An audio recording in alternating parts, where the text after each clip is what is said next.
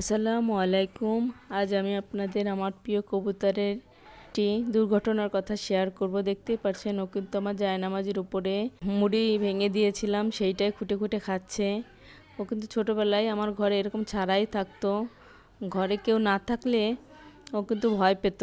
তা ঘরে কেউ ছিল না, আমি রাত্রে নামাজ পড়তেছিলাম, তখন ও আমার পাশে পাশে এসে কিছুক্ষণ পায়ে ঠুকরায়, কিছুক্ষণ আমার সামনে এসে দাঁড়ায়।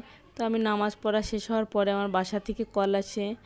তো আমি মার সঙ্গে কথা বলতেছিলাম, আর ও আমার পাশে এমনভাবে বসেছিল আমি টেরই পাইনি, আমার খেয়াল নাই যে ও আমার পাশে বসে আছে। তো ওইভাবে কথা বলা শেষ হওয়ার পরে আমি যখন উঠতে যাই তখন ভুলবশত আমার পায়ের নিচে পড়ে যায়।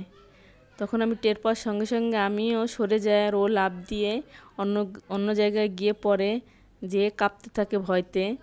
তো আমার তখন খুবই খারাপ লাগতেছিল। তখন ওকে আমি সঙ্গে সঙ্গে আমার কোলে আনি। কোলে আনার পরে কিছুক্ষণ আদর করার পরে ও আস্তে আস্তে ঠিক হয়, কিন্তু তারপর ও হাঁটার পরে হাঁটতেছিল, মানে কেমন হাঁটতেছিল, একটু বেঁকে বেঁকে যাচ্ছিল। আমি ভাবছি কি না কি হয়, কিন্তু আলহামদুলিল্লাহ আল্লাহর অশেষ রহমতে সে এখন সুস্থ আছে। ভিডিওটা ভালো লাগলে লাইক কমেন্ট করে আমাদের পাশে থাকবেন।